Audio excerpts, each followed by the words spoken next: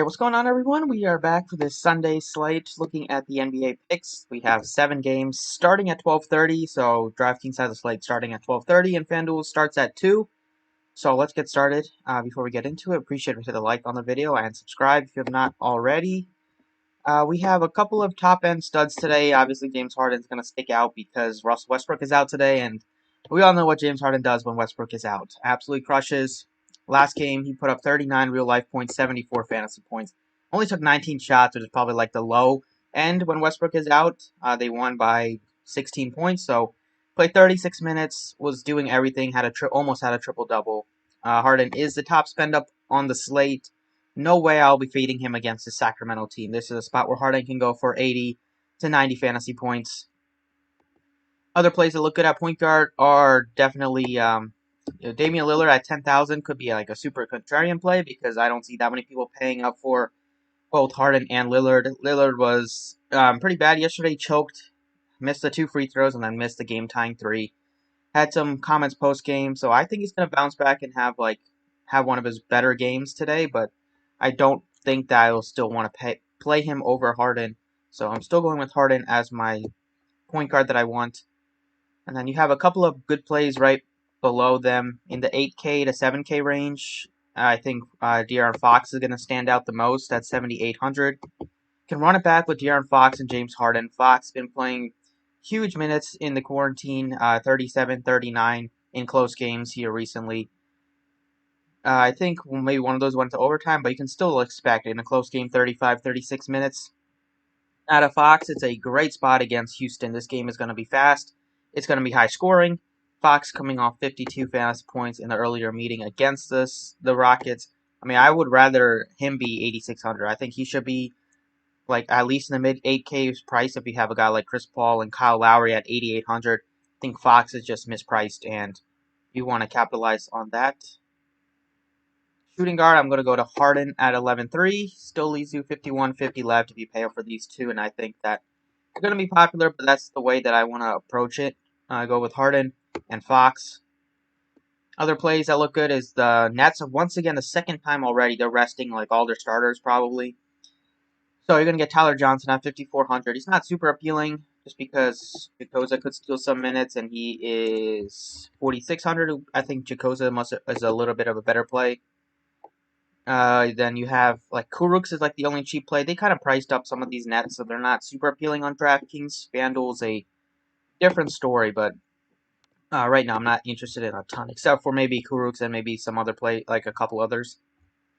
But over on small forward, you have Tobias at 87, Kawhi at 93. I mean, this game, I don't know if the Clippers probably can end it. Kawhi should have played yesterday against the Blazers and rested today, but I guess they don't really care about like the seedings and stuff. They're kind of locked in, so it doesn't matter for them. But Tobias looks fine at 87. That's a big price tag, so I probably won't get to him on DraftKings.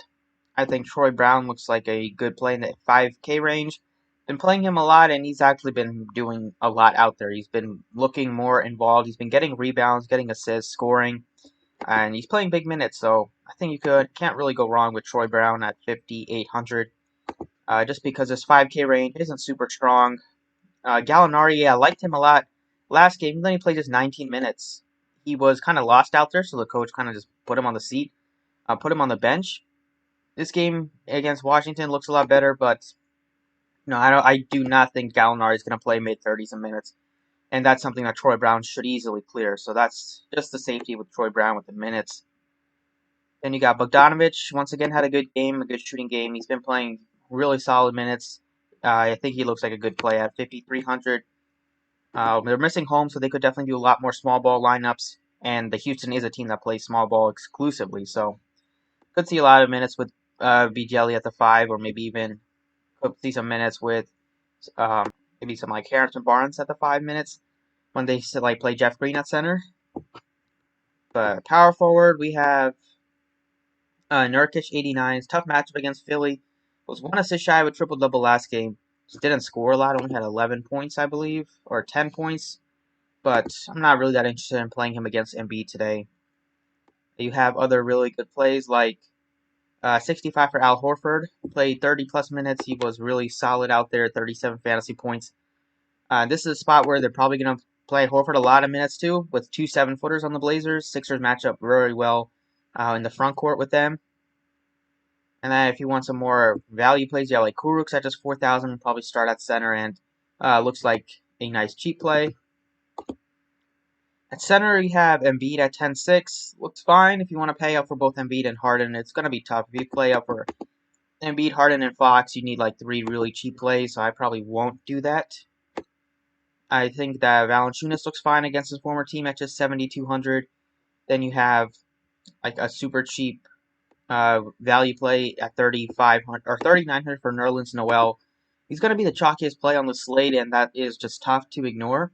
Played 27 minutes. The game got out of hand. He was also in foul trouble, so that's a reason why. But this matchup against Washington is superb, especially for a guy like Noel who racks up blocks and steals. It is just tough not to like him.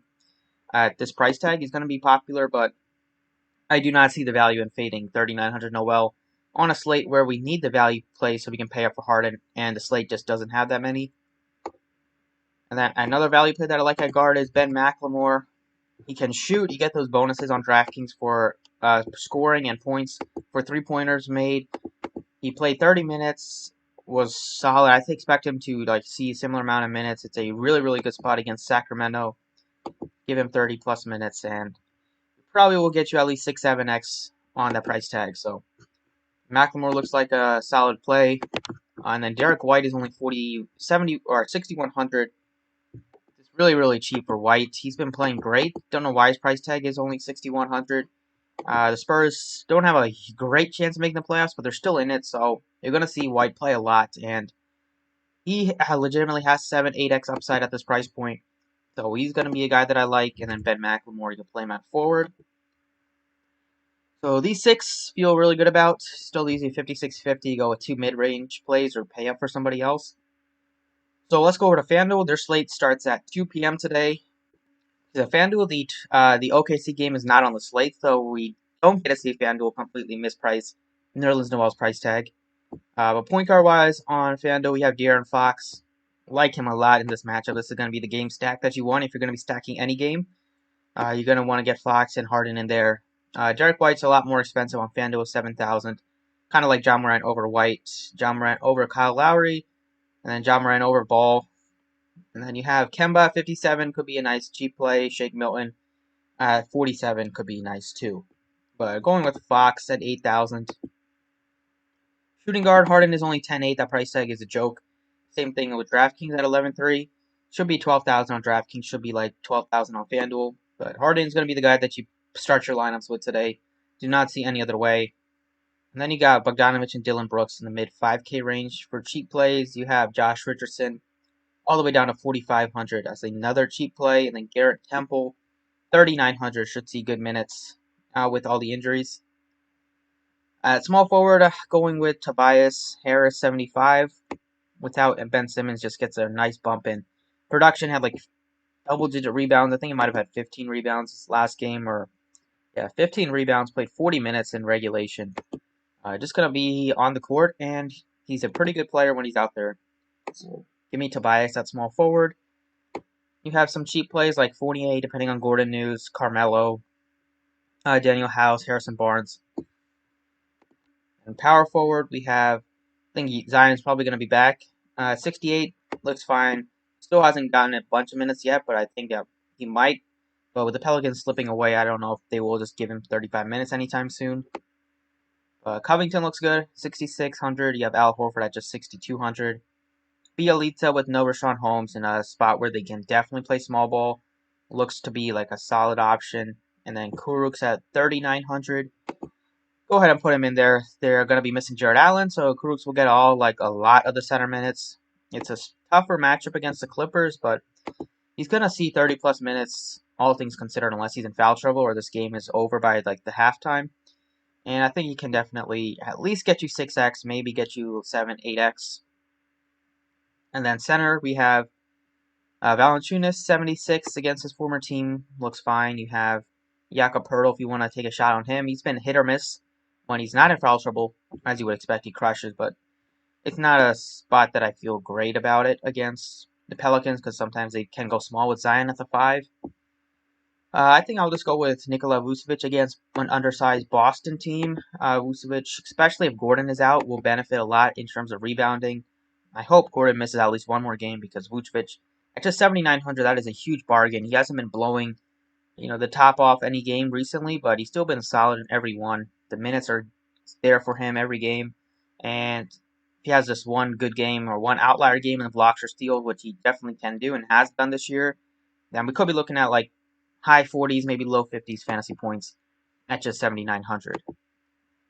So that's pretty much it for the video. Those are the picks that I'm looking at for today. Thank you for watching. I appreciate it. You can hit the like if you enjoyed, and good luck today.